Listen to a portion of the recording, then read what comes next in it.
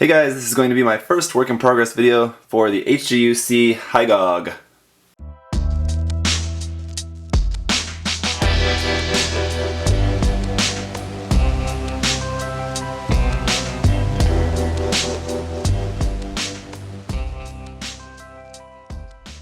So yes, as I said in the review not too long ago, I'm very anxious to start working on this kit. Although it is going to not be my top priority at the moment, as the first priority is going to be the HGUC V2 Assault Buster Gundam, as that was the winner of the free commission. So just to, since that winner was chosen, I don't know, that should be priority. So anyway, but this is going to be just another thing I'm going to be working on just when I have little bits of time in between as well, just because I'm really anxious to work on this kit as well. So just want to go over, basically, in this video, I just want to go over basically just my plans for the kit, so it's not really going to be too really exciting in terms of like building or anything really at the moment. Just going to kind of go over basically some of my ideas for the kit at the moment. So the first thing, I guess is probably kind of the most exciting part, is that I decided to put an LED in it. Never really worked with any custom LED, but let me just move this stuff here. Here is the torso, if I can get that attached there, and we'll just get this out of the way as well. And the torso is yeah, quite large, definitely large enough, a lot of space to put an LED in here. So what I'm going to do is, the first thing I'm going to do is going to cut these pegs so that this part can be assembled and painted like this, and then don't need to take it apart again, and then this part can just slide up inside of there without any problem, and then can probably use some glue or something. But what I'm thinking of doing is just kind of cutting out some of this, because this is not really needed, especially this area towards the back. This front part, that kind of helps because those lines will line up with those parts in there for making sure this is like lined up, and that'll be good places to put the glue, since I'm not going to be using these pegs. Maybe cutting out some of the back part, and then just putting the LED, basically the LED wiring and battery switch, everything, I think probably just inside this part. And then there's the clear, if you remember, that part for the mono eye is clear, so the light will just kind of shoot just straight out of there. So that's my plan for that. Planning on just having this not glued in, actually, just sort of set in there like that, and it'll be fine. And then when I want to switch the LED on and off, just pull off the top part and then just hit the switch and then just pop it back on there. I think that'll be fine, but I don't know. I'll toy with the idea of maybe having the switch out the back or something, but I think I'm pretty sure I'm gonna use the backpack. So I don't know, maybe put the switch out here, or maybe underneath or something like that, or just out this part. There's a lot of different options, but what I think will be fine is just taking it off and having the switch on and then just putting this back on. I think we'll probably be okay. That I really won't cause too much issues, I think, with anything like falling apart or anything like that. So that's my plan for that. Just want to say a big thank you to Richard Flanagan. If any of you guys know him, he's around a lot, quite a bit on Facebook, I know. I got in touch with him because I know he works with LEDs pretty often, and there's a lot of people who do. He was just the first person that came to mind, I suppose. So I sent him a message and talked with him about the LED setup that I'm going to need for this, because I really don't know anything about it. And he was super helpful, and basically he said he would just wire up the LEDs for me and then just send them to me. So he's going to be sending me those, everything I need for that, in the mail. And so then I'll have that just kind of already set up for me. I just need to basically just install it into here and all of that. So I'm sure I can handle that without any issue. So that's that. This part does need to be glued together, I'm pretty sure. The only problem with gluing this all together, just because there's a seam line. There's a seam line here on this side. This part on the top I think is probably going to be okay. I'm probably not going to worry too much about that at this point. But this one here on the side I did just kind of want to get rid of. It's really not all that noticeable, but it's there and it would be really easy to get rid of, so kind of just want to get rid of that. The only problem is that then that fixes the faceplate in there, which is not too bad, but that faceplate, if I can take that out here, it's actually the top and bottom here, so the faceplate is a part of this bottom half.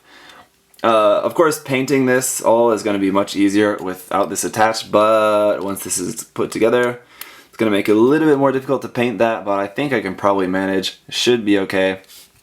Other thing I'm considering is this seam line going across the front here. Even, sorry to bump the camera there, even on the manual, I don't know how well you can see that, but even on the manual they haven't gotten rid of that seam line there, and I think it's really not that bad, but anyway, I'm toying with the idea of that, if that's something that I really want to mess with, or if that's going to kind of be okay how it is. I think I'll just kind of maybe possibly just sand the edges a little bit just to make it a little more obvious so that it's like really apparent, I guess, that it's supposed to be there and that it's not just lazy modeling, even though it kind of is.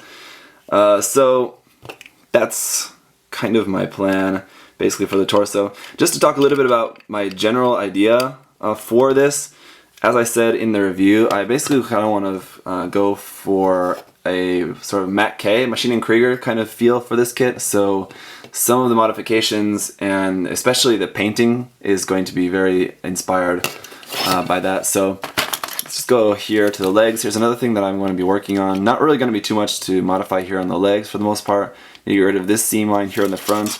On the back, I might get rid of this fin and just change that to something else, some other sort of detail, or just get rid of that entirely. But I'm thinking I'm probably going to get rid of that fin on the back of the leg, and then you just sort out this seam line on the back of here as well. The gray part inside has a seam. I'll probably just glue that. That'll be really easy to just get rid of that little bit of seam line on there. Not really too much of a big deal. For this detail here on the legs, we have these 6 circles on the inside. Sorry, not on the inside, luckily. Only on the outside. For some reason I was thinking they're on the inside too. Apparently not.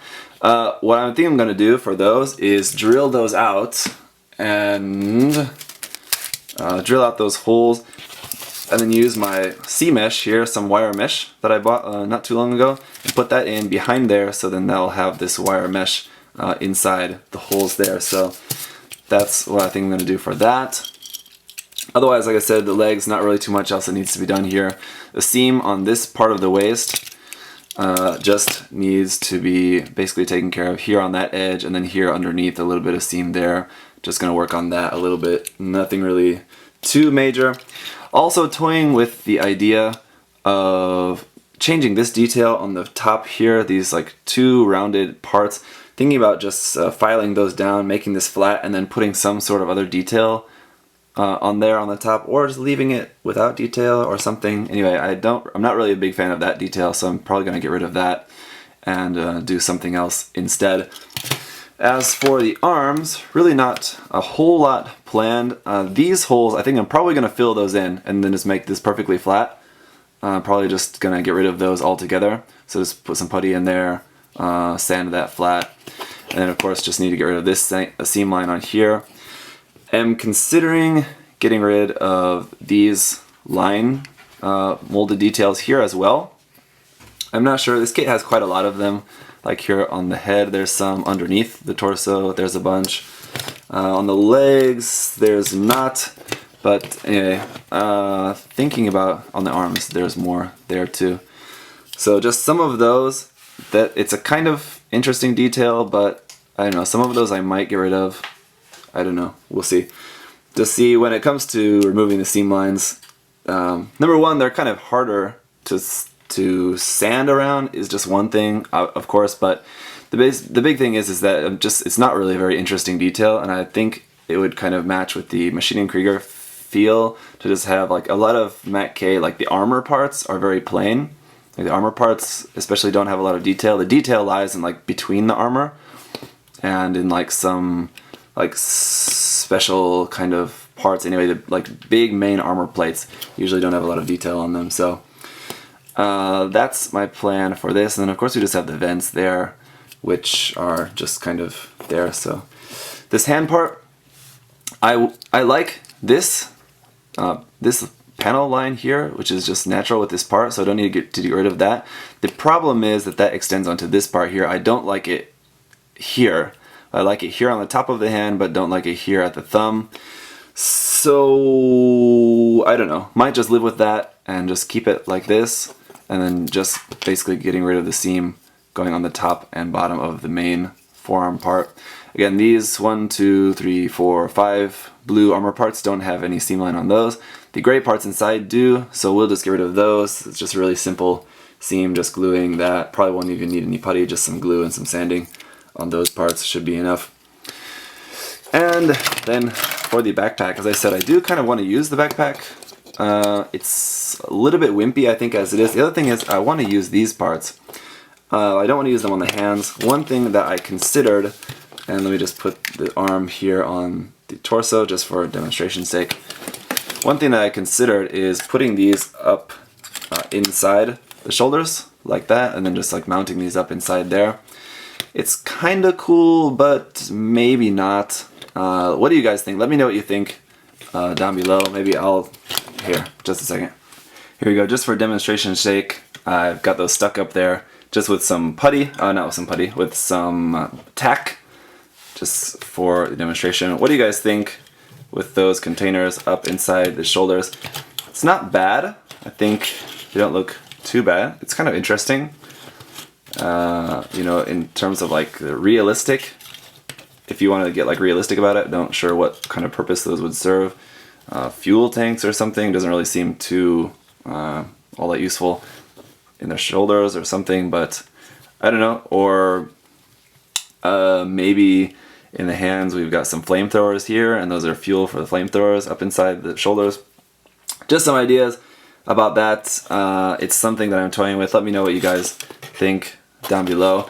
An alternative that I'm also considering instead of that as a way to use these fuel tanks, or no, sorry, a way to use these missile units as they're rolling away here, is on the backpack, getting rid of these, just cutting these off. This is kind of all one piece basically. So it's just like two pieces flattened together, and then the antenna is a separate part, and then the thruster bells themselves are separate parts. But what I'm considering is just cutting these off from the center and then putting these on there instead, which would be like larger kind of fuel tanks there, and then it can just mount this thruster bell up inside here. Just cover up that hole, mount this inside there. I don't know, that's something I'm also considering, but then we're talking like quite a bit larger here on the back. Can't hold both of those at once. Got these things on the back there. I don't know. Not bad. So just some ideas I'm thinking about for that at the moment. The first priority anyway is going to be just taking care of a lot of the seams and everything on there. The other thing is, as someone pointed out to me in the comments on, I think, the review video or one of the videos, that these stickers that the kit comes with, it comes with, if you remember, these number stickers, 1, 1, 2, 2, 3, 3, and then 6 little dot periods, basically. That these could be cool for masking and painting some numbers. So, like if I wanted to have some numbers somewhere on the kit, just having them painted and just using these stickers as a mask. So, like painting some like base white or something, covering it up with a sticker, and then painting like the main color, and then taking off the sticker, and then I've got just the white numbers there, like that. So might try that on here. So I'm keeping these here for the moment. That's pretty much it for my plans for this kit at the moment. I also might add just a few like detail parts. If you remember from my Hy-Gogg last year, I basically took the Hy-Gogg's backpack and just added a bunch of parts to it to make it a lot more like detailed and interesting. Might do that maybe in some parts on the kit, like I mentioned here on the back of the leg, getting rid of that fin. Might add some other different detail there instead. And then like with this backpack again, like I said, I'm thinking about changing up this backpack in some way or something. So we'll see about adding some parts to it. Just see how it goes. So that's pretty much it for this work in progress video. So sorry there was not actually any really work to see, but I just wanted to go over the plans with you guys, just because I will probably not record everything that I do, but just want to let you guys know just what I had planned and like kind of how I'm doing that. And I think it's an important step is to make a plan with what you want to do and like have a good idea about what you want to do. So some people ask me like, is it important to put the kit together first before you paint or something like that?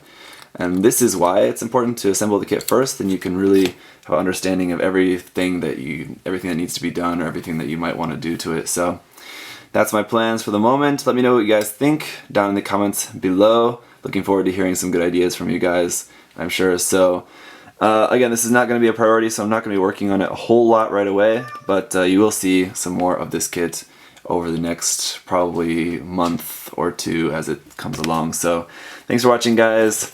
See you later. Bye bye.